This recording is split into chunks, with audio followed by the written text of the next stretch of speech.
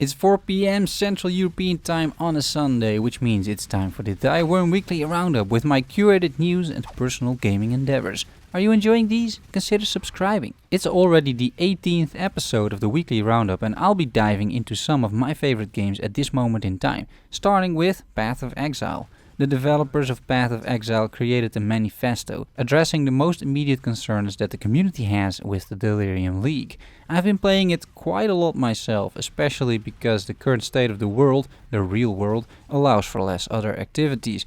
I have my work from home, but to relax I kill heaps of monsters. So, I'm quite familiar with the League mechanics and I also have some issues with it, but not as much as Reddit does. That's usually true, by the way, fortunately. PoE mostly rebalanced the monster damage in the mist. At the start, monster life and damage were very manageable. As you traveled through the fog, it soon got really tough, and even killing white monsters, let alone rare ones with a health modifier, was extremely difficult. It's now a lot easier and the monsters do less damage as well. The rewards bar in the bottom left corner fills up as you kill monsters.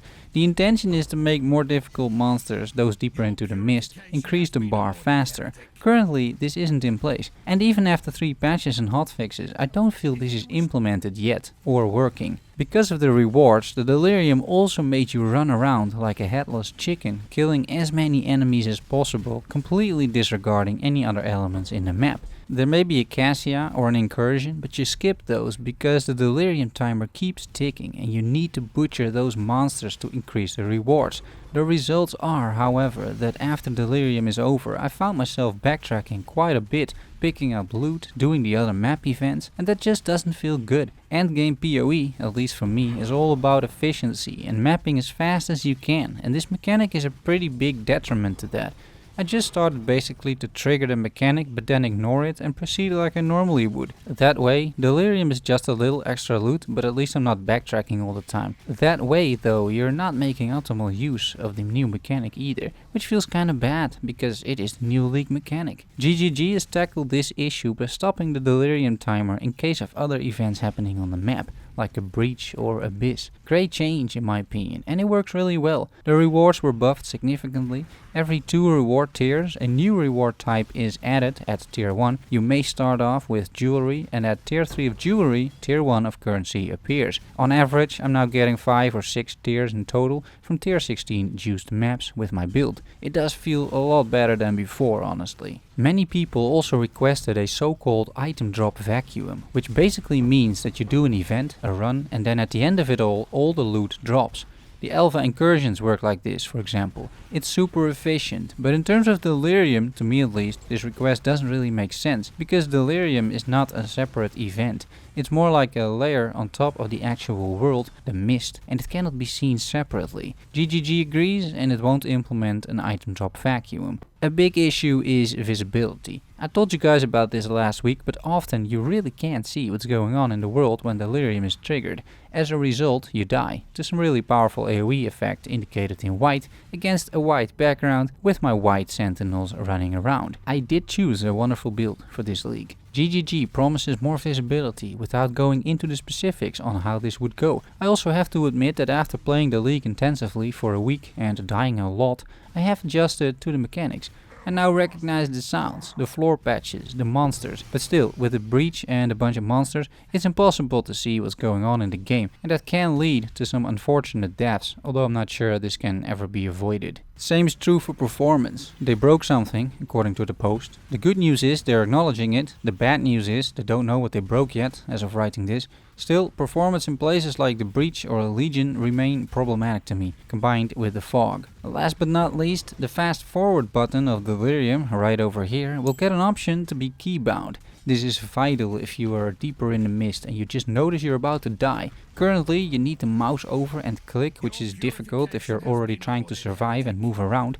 With a keybind we can end the fog whenever we want and go back to the relative safety of a normal map. On to last Epoch. Very soon we will have a new patch with a ton of new features. A monthly patch with lots of updates is something we've come to expect from 11th hour games, and also in times of crisis, working from home, the devs do not disappoint. It's truly admirable what this indie studio is achieving, and I'm looking forward to the patch which drops this month. I personally think by the end of the week we'll run around in Terra once again in patch 0.7.7. I've covered the new patch extensively with many videos. Last Epoch is my primary game in terms of content, so check those out. Link in the card and description. Wolcen released a new statement, first addressing that the team is fine, no corona casualties, even though the country France is on lockdown currently. However, because of this, they cannot travel in France, and while most Wolcen devs can work from home, that is not true for everyone. This means that the presented roadmap last week will be delayed, which is of course perfectly understandable.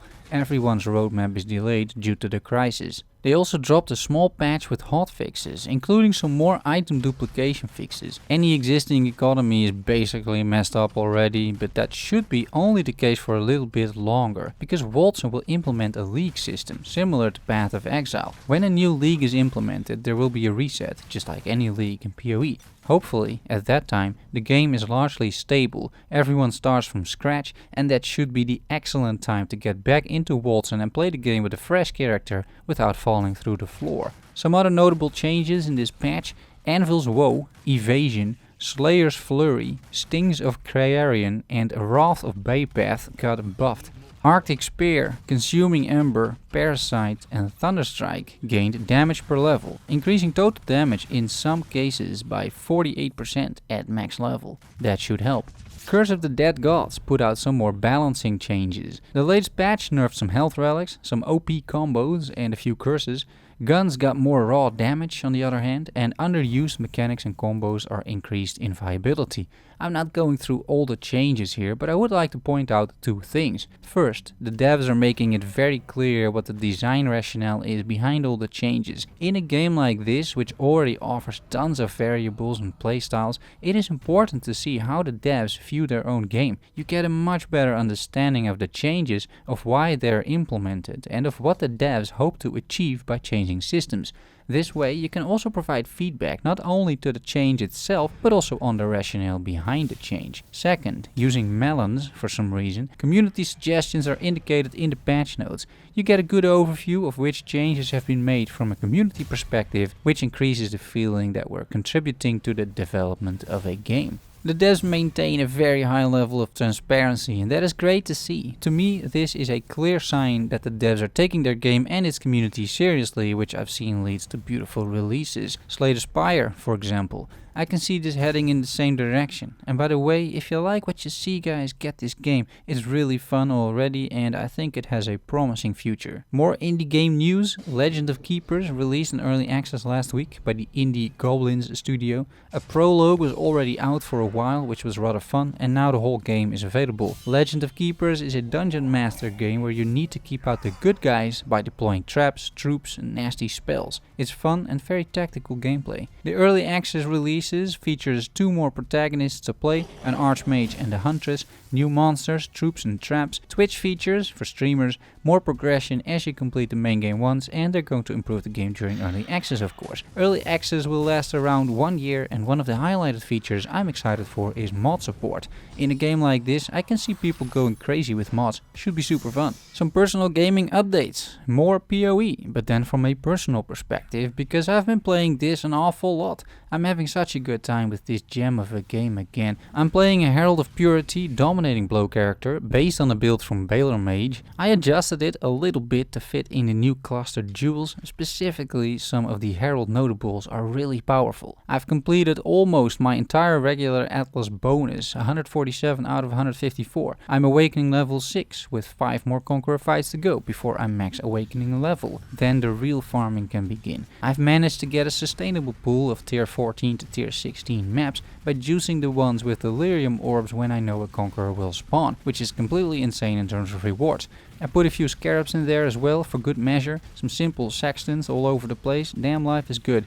It takes 10 minutes to clear the whole thing, sure, but the difficulty and challenge and the massive rewards are really enjoyable. I can see myself farming this for some time to come. In terms of trading, I found a Paradoxica and sold it for 8 Exalt. I now have 12 Exalt and a couple of 100 Chaos, very decent. I'm level 94 and I don't think I will level much more because this fog at fully juiced tier 16 maps is extremely deadly. But who knows, I may reach higher numbers. My gear is pretty much done. I don't think minor upgrades are worth it, although I'm looking to get a bit more additional minion damage somehow. We're a week into the league and for someone with a full-time job I feel I'm doing pretty well. I'm proud of the progression so far. It also means I didn't play much else, but some time ago I had a little look at Obscurity, an indie game top-down action RPG from Game Dynasty. I got a review key and usually I at least check those games out. I'm getting quite a few review offers these days, which I suppose is a good sign. I see it as some acknowledgement for the channel and sometimes a way to save a little bit of money. I'm not complaining and I have a decent salary, guys, don't worry about that. The channel, however, is still a losing proposition because I pay Adobe 65 euros a month for the editing software and YouTube ad revenue is less than that. So, you know, free games, I'll take it. And I'm still buying games as well, like Rain Island, Outward and Curse of the Dead Gods, all in the last month. I'm not a total leech. I don't think it impacts my judgment either, because I could just afford those games. It's just nice that if I don't have to, I don't have to. Back to Obscurity, however. This game I thought had some potential, also with the twist of the protagonist being part demon, part scientist, using that to either fight or solve puzzles. But it didn't really feel great to play. It was very difficult, controls were unintuitive, I got frustrated with it after an hour or so because it's very unforgiving as well.